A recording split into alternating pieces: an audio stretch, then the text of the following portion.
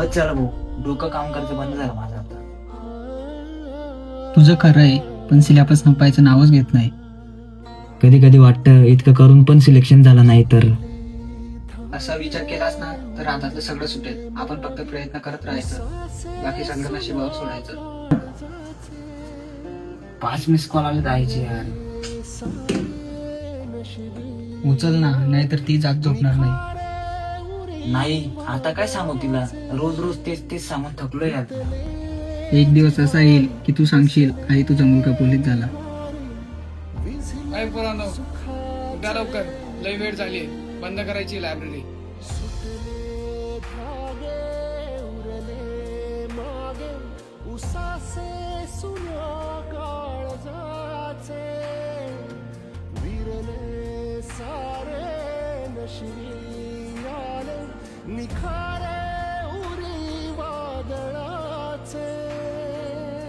भाऊ, कधी कधी वाटतंय होतंय का आपल्याला. अरे भाऊ, वाटतं तर सगळ्यांनाच, पण थांबलो तर कसं होईल. घरी सर्व वाट बघताय, वडील पण रोज विचारता कधी होणार पोलीस. उत्तरच देता येत नाही मला.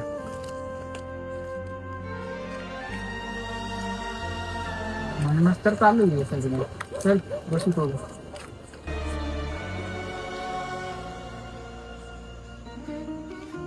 झोप येते, शरीर पण थकलंय, पण आपली स्वप्नच झोपू देत नाही रे. अरे, कारण स्वप्न मोठी आहे आपली, आणि स्वप्नांची झेप जर घ्यायची असेल तर झोप कमी आणि मेहनत जास्त करावी लागेल. चल, जास्त विचार नको करू, झोपू आता. देवा, एकच मागणं आहे रे, आई वडिलांचं स्वप्न लवकर पूर्ण होऊ दे. काय विचार करतोय एवढा, करू आपण.